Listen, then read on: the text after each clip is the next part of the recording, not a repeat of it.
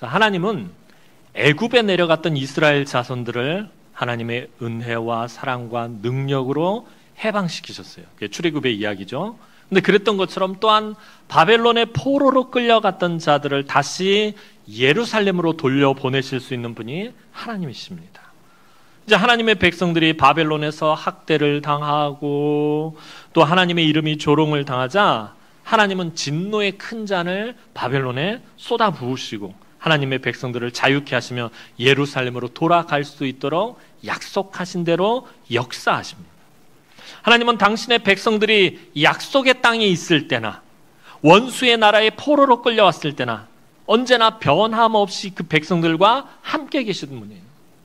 원수의 나라로 포로로 끌려갔다고 해서 하나님 함께 하시지 않는 것이 아니라 어디를 가든지 어느 곳에 있든지 무엇을 하든지 하나님은 늘 함께 계시는 분이에요.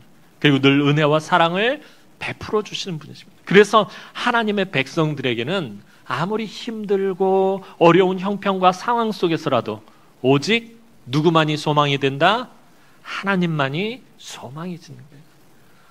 나의 모습과 형편과 처지와 상관없이 늘 나와 함께 하시기 때문에 내가 부족해도 내가 연약해도 내가 실수를 해도 내가 넘어져도 내가 죄를 범해도 하나님은 늘 나와 함께 하시기 때문에 하나님만이 소망이 되시는 것입니다.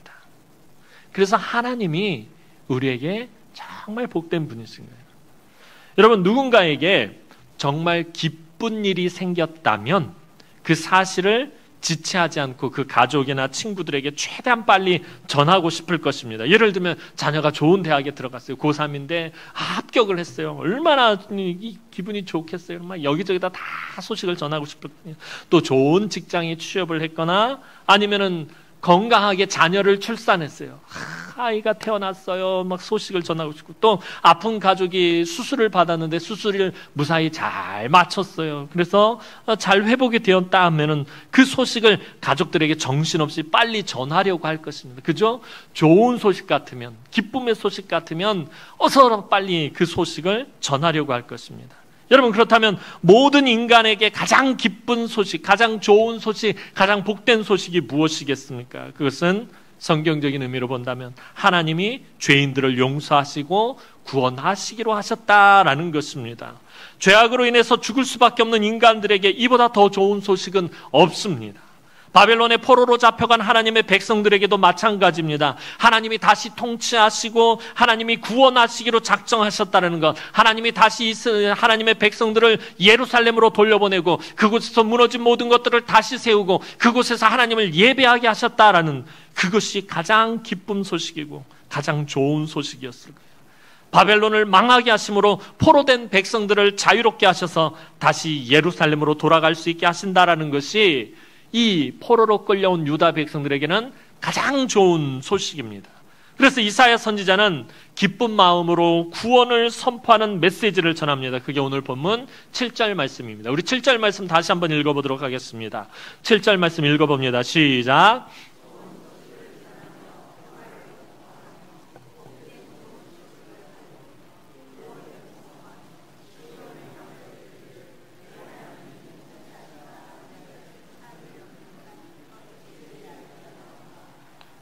좋은 소식을 전하는 자의 발이 어찌 그리 아름다운가 라고 표현하고 있어요. 구약시대에서 빚을 갚지 못하면 가족이 종으로 팔려가야만 했습니다. 그래서 그 빚과 이자를 갚기 전에는 종에서 벗어날 수가 없었습니다. 그런데 이스라엘 사회에서는요, 돈을 갚지 않아도 자유를 얻고 종에서 풀려날 방법이 한 가지 있었습니다. 그것은 50년 주기로 돌아오는 희년이라는 방법을 통해서 자유를 얻을 수 있었습니다. 희년이 뭐냐면 7번의 안식년이 지난 다음에, 그러니까 7749, 그 다음에 50년째죠. 이 7번의 안식년을 지난 다음 해인 희년에는 모든 종들을 이 값을 받지 않고 자유인으로 풀어주어야 했습니다. 하나님이 그렇게 정하셨기 때문입니다. 희년이 되었다는 나팔 소리가 크게 울려 퍼지면 종으로 팔려간 가족들에게 이 기쁜 소식을 전하기 위해 산을 넘고 강을 건너 달려갑니다. 종으로 잡혀간 사람들 입장에선 또 그 가족들 입장에서 이 복된 좋은 소식을 전하기 위해 달려오는 사람의 그 발이 그렇게도 아름다울 수가 없다라는 것입니다. 무언가 중요한 소식을 간절히 기다리던 사람에게 막 전전긍긍하면서 왜 소식이 안 오는 건가 간절히 기다리던 사람에게 그 소식을 전하려고 달려오는 사람의 발걸음이 가장 기다려질 수밖에 없습니다. 이스라엘 사회에서는요, 사람의 발은 가장 낮고 부정하고 지저분한 것으로 여겨졌습니다. 그래서 종들 중에서도 주인이 밖에 들어왔다 집에 들어오면 그 발을 씻겨야 되는데 그 발을 씻기는 종은 종들 중에서도 가장 미천한 자, 가장 낮은 자가 그 주인의 발을 씻겼습니다. 그런데 이 소식이 이 전에는 간절히 애타게 바랬던 소식이 얼마나 기쁘고 반가운지 심지어 그 발까지도 아름답다라고 표현을 하는 거예요. 왜 그런 것입니까? 그만큼 그 소식을 너무나도 애타게 기다려왔기 때문입니다.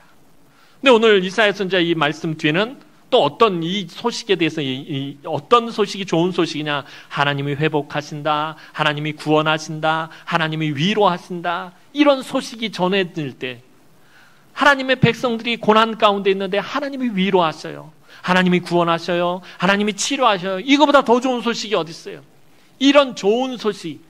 그런데 이사야 선지자가 이 본문에서 정말 핵심적인 부분을 하나 더 다뤄요.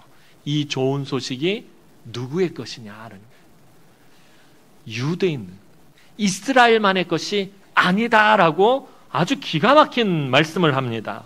자, 10절 말씀 보도록 하겠습니다. 오늘 본문 우리가 읽지는 않았지만 이사야서 52장 10절 말씀, 혹시 자막 준비됐나요? 예, 이 10절 말씀 보도록 하겠습니다. 시작.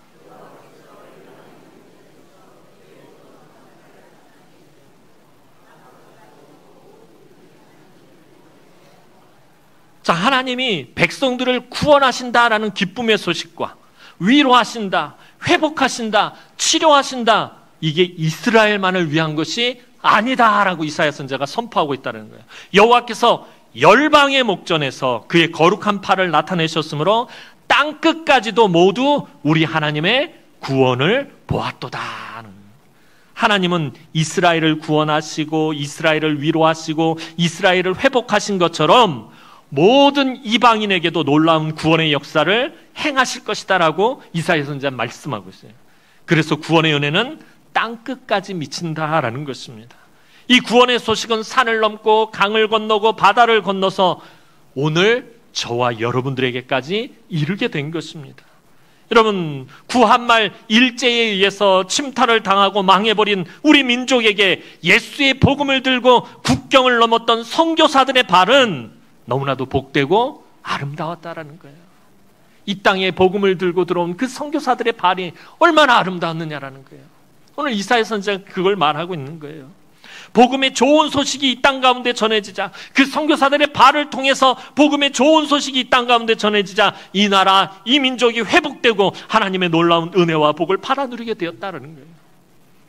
사랑하는 성도 여러분, 참 힘들고 고단한 오늘을 살아가는 저와 여러분에게 가장 기쁘고 복되며 좋은 소식이 무엇입니까? 지난 일주일 동안 이 세상에서 참 힘들고 지치고 고단하게 삶을 살다가 오늘 이 하나님 앞에 나와 예배하는 저와 여러분들에게 가장 기쁘고 복되며 좋은 소식이 뭐예요? 그것은 오늘 하나님 아버지께서 나와 함께 하시고 나의 예배를 받으시고 나에게 응답하시며 나에게 은혜와 복을 주신다라는 거예요. 나의 위로자가 되시고 나의 능력자가 되시고 나의 보호자가 되시고 나의 구원자이신 하나님께서 오늘도 내일도 나와 함께 하신다라는 것입니다. 그런데 오늘 이사야 선지자의 말을 빌리자면 그 하나님은 저와 여러분만의 하나님이 아니라 땅끝까지 모든 민족에게 동일한 하나님이시다라는 거예요. 무슨 말씀을 드리려고 하냐면, 그렇다면 우리가 이 좋은 하나님, 이 좋은 하나님을 어떻게 해야 된다? 전해야 된다는 거예요. 전하는 자의 발이 되어야 된다는 것입니다. 가까이는 원근각처에 있는 이웃들에게, 멀리는 다른 민족들에게 전하는 자가 되어야 한다는 것입니다. 땅끝까지 이 좋은 소식을 전하는 자의 발이 되어야 돼요.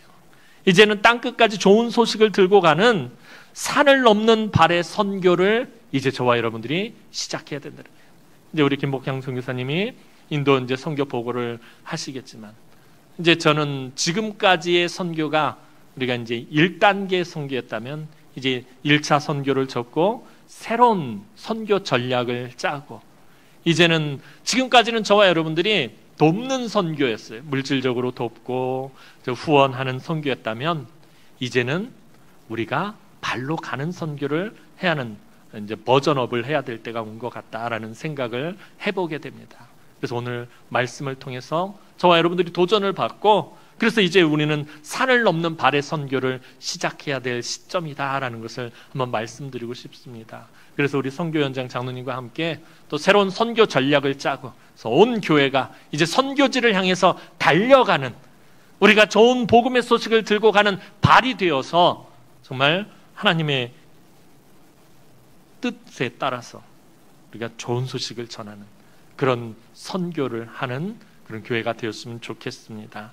그래서 우리 남은교회가 주님 다시 오시는 그날까지 땅끝까지 좋은 소식을 들고 달려가는 그런 교회가 되기를 주님의 이름으로 축원합니다.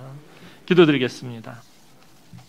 참 좋으신 하나님, 은혜와 사랑을 진심으로 감사를 드립니다. 영원히 멸망받아서 죽을 수밖에 없는 악하고 더러운 우리들을 구원의 자녀 삼아주신 것도 감사한데, 하나님 또 교회를 이루고 또 주님의 명령에 따라 복음을 들고 나아가게 하셨습니다. 그동안은 하나님 우리가 선교지를 돕고 선교사를 파송하며 하나님 그렇게 했다면, 이제는 우리가 스스로 좋은 소식을 들고 달려나가는 하나님 복음의 발이 되어질 수 있도록 은혜를 베풀어 주시고, 하나님 무엇보다도 교회가 이 선교의 사명에 하나님 뜨거운 불이 붙을 수 있도록 도우시며, 하나님 땅끝까지 복음을 전하라는 그 주님의 명령에 온 교회가 순종하며 열정적으로 달려갈 수 있도록 은혜를 베풀어 주옵소서. 그래서 정말 복음을 전하는 산을 넘는 아름다운 발걸음과 같이 쓰임받는 우리 남은교회 되어질 수 있도록 하나님 축복하여 주옵소서. 감사를 드렸고 예수님의 이름으로 기도합니다. 아멘.